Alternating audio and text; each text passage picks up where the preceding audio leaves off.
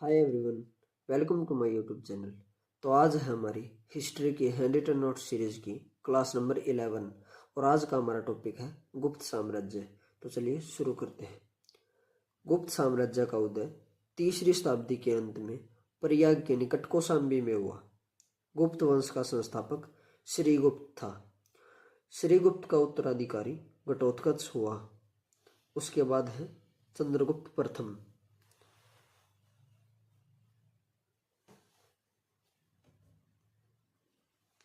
यह गुप्त वंश का प्रथम महान सम्राट था। यह 320 ईस्वी में गद्दी पर बैठा था। इसने लिच्छवी की राजकुमारी कुमार देवी से विवाह किया। इसने महाराजा अधिराज की उपाधि धारण की थी। गुप्त वंश में सर्वप्रथम सोने के सिक्के चलाने वाला शासक यही था और चंद्रगुप्त ने ही गुप्त संवत की शुरुआत की थी। उसके बाद है समुद्रगुप्त। यह चंद्रगुप्त प्रथम का उत्तराधिकारी था। यह 335 ईस्वी में गद्दी पर बैठा। इसने आर्यावर्त के 9 शासकों तथा दक्षिणावर्त के 12 शासकों को पराजित किया। इसके बाद है समुद्रगुप्त की उपाधियां। इसने अश्वमेधकर्ता, विक्रमंक, परम भागवत, पराक्रमांक, अप्रतिरथ और व्याघ्र पराक्रम की उपाधियां धारण की। इसे कविराज भी कहा जाता था। समुद्रगुप्त विष्णु का उपासक था। समुद्रगुप्त संगीत प्रेमी भी था। ऐसा अनुमान उसके सिक्कों पर उसे वीणा वादन करते हुए दिखाया जाने से लगाया जा सकता है। उसके बाद है समुद्रगुप्त का दरबारी कवि हरिसेन था, जिसने इलाहाबाद प्रशस्ति लेख की रचना की थी। समुद्रगुप्त को विंसेंट स्मिथ ने अपनी पुस्तक अर्ली हिस्ट्री ऑफ इंडिया में भारत का नेपोलियन कहा है। उसके बाद है चंद्रगुप्त द्वितीय।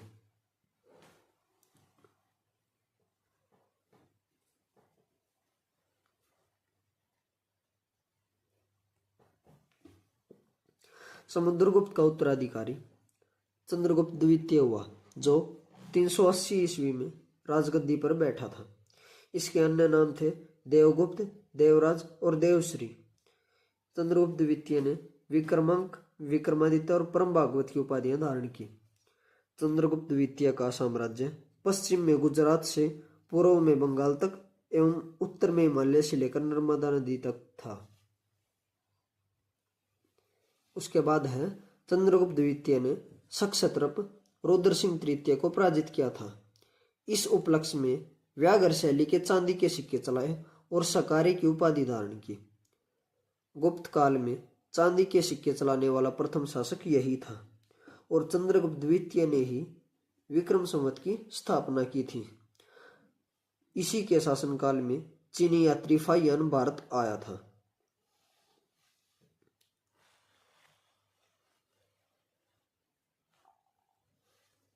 साब चंद्रगुप्त द्वितीय का राजकवि था।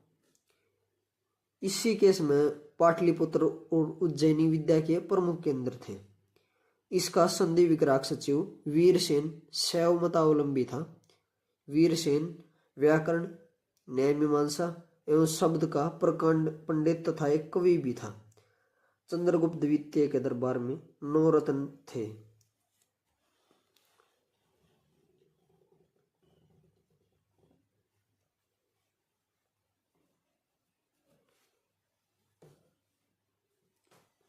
वो 9 रत्न थे। धनवंतरी, जो कि चिकित्सा क्षेत्र से संबंधित थे। घटक्कर पर कवि थे। कालिदास लेखक थे। वराहमिहिर खगोल शास्त्री। अमर सिंह कोशकार सपनक फलित ज्योतिष के विद्वान। वररुचि संस्कृत व्याकरण। वेताल भट्ट मंत्र शास्त्र और शंकु वास्तुकार थे। चंद्रगुप्त द्वितीय का शासनकाल कला और साहित्य का स्वर्ण काल माना जाता है। इसके बाद कुमारगुप्त प्रथम शासक बने। यह चंद्रगुप्त द्वितीय का उत्तराधिकारी हुआ। यह 415 ईस्वी में गद्दी पर बैठा। इसका अन्य नाम गोविंद गुप्त था और इसकी उपाधियां थी महेंद्रादित्य, श्री महेंद्र, गुप्त कुल वंशसी और अश्वमेघ महेंद्र।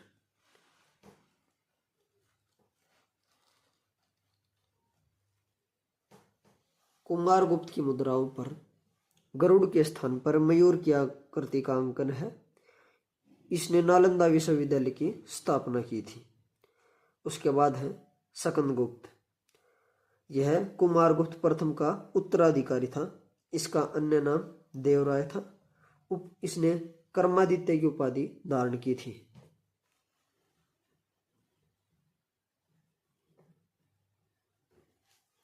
स्कंदगुप्त के समय प्रथम हूण आक्रमण हुआ, जिसे इसने विफल कर दिया। स्कंदगुप्त ने गिरनार पर्वत पर स्थित सुदर्शन झील का पुनरुद्धार किया था। इसने पर्णदत्त को सौराष्ट्र का गवर्नर नियुक्त किया। इसने अपनी राजधानी अयोध्या में स्थानांतरित की। उसके बाद है स्कंदगुप्त के उत्तराधिकारी पुरुगुप्त, कुमारगुप्त द्वितीय, बुधगुप्त, नरसिंहगुप्त और उसके बाद भानुगुप्त। अब हम भानुगुप्त के बारे में पढ़ेंगे।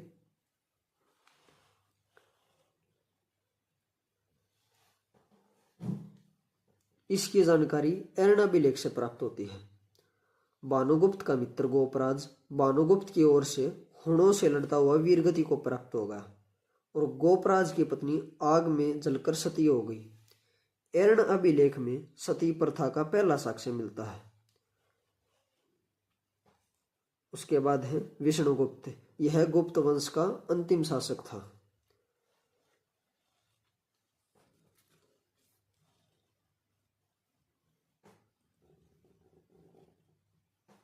अब आगे है गुप्त साम्राज्य के पतन के कारण। अयोग्य तथा निर्बल उत्तराधिकारी। दूसरा है शासन व्यवस्था का संघात्मक और विकेंद्रीकृत स्वरूप। उच्च पदों पर नियुक्ति योग्यता के आधार पर न होकर अनुवांशिक। प्रांतीय शासकों को विशेषाधिकार प्रदान करना और बाह्य आक्रमण। उसके बाद है गुप्तकालीन प्रशासन। गुप्त काल में सबसे बड़ी प्रादेशिक इकाई देश थी, जिसके शासक को गोपना कहा जाता था। पुलिस विभाग के साधारण कर्मचारियों को चाट एवं बाट कहा जाता था। पुलिस विभाग का मुख्य अधिकारी दंडपाशिक कहलाता था। भू राजस्व कुल उत्पादन का 1/4 भाग से 1/6 भाग हुआ करता था। अब उसके बाद है गुप्तकालीन अर्थव्यवस्था।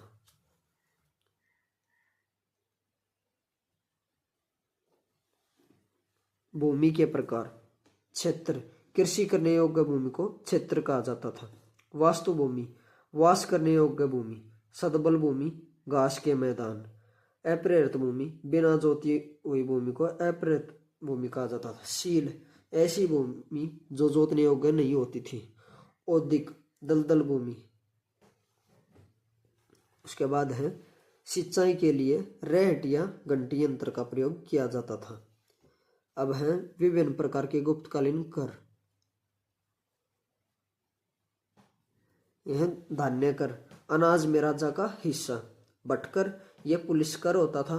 चाट, लुटेरों से बचाने के लिए लिया जाने वाला कर। और परिणय कर, यह एक अनिवार्य कर होता था। उसके बाद है गुप्त काल में स्त्रियों की दशा। स्त्रियों की सामाजिक दशा में तुलनात्मक रूप से गिरावट आई। पर्दा प्रथा का प्रचलन हो चुका था। बाल विवाह और बहुविवाह प्रथा व्याप्त हो चुकी थी। उसके बाद है गुप्तकालीन रचनाएं।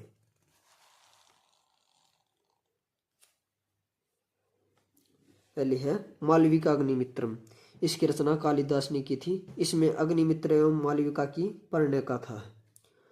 दूसरी है अभिज्ञान शाकुंतलम। इसकी रचना भी कालिदास ने की थी। इसमें दुष्यंत एवं शकुंतला की प्रेम कथा है। आगे है विक्रमोर्वशीयम। इसकी रचना भी कालिदास ने की थी। इसमें सम्राट पुरुरुवा एवं अप्सरा उर्वशी की प्रेम कथा का वर्णन है। अगली है मुद्रा राक्षस। यह विशाखदत्त की पुस्तक है। इसमें चंद्रगुप्त मौर्य काल का विश्लेषण एवं कथा है। उसके बाद है देवी चंद्रगुप्तम।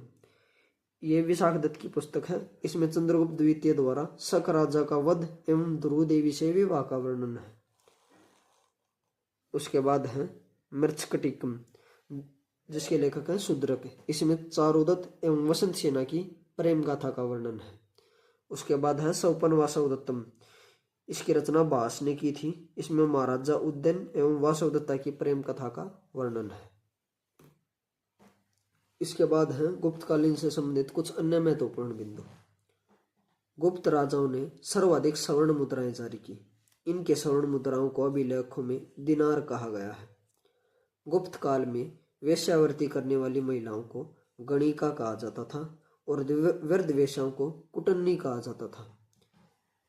अगला पॉइंट है, अजंता में निर्मित कुल 29 गुफाओं में वर्तमान में केवल 6 ही शेष हैं, जिनमें से गुफा संख्या 16 और 17 ही गुप्तकालीन है। गुप्तकालीन है।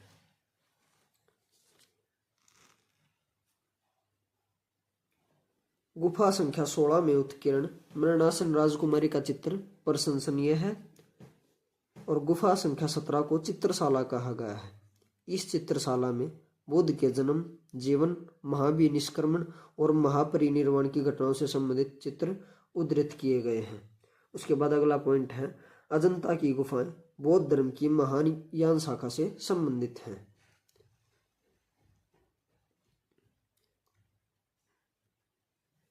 अगला पॉइंट है, गुप्त काल में पल्लकाणों ने पशु चिकित्सा पर हस्त आयुर्वेद लिखा था। नवीनतम की रचना गुप्त काल में ही की गई। इस पुस्तक में नुस्खे, सूत्र और उपचार संबंधी विधियां दी गई हैं। संस्कृत गुप्त राजाओं की शासकीय भाषा थी। गुप्त काल में चांदी के सिक्के को रुपए का कहा जाता था। मंदिर बनाने की कला का जन्म गुप्त काल में ही हुआ था। त्रिमूर्ति की अवधारणा का विकास भी गुप्त काल में ही हुआ। भास के 13 नाटक इसी काल के हैं। नगरों का क्रमिक पतन गुप्त काल की महत्वपूर्ण विशेषता थी। सांस्कृतिक उपलब्धियों के कारण गुप्त काल को भारतीय इतिहास का स्वर्ण युग कहा जाता है। और इसी के साथ ये टॉपिक खत्म होता है। अगर आपको वीडियो अच्छी लगी हो तो वीडियो को लाइक एंड शेयर करें तथा चैनल को सब्सक्राइब करें। Thank you.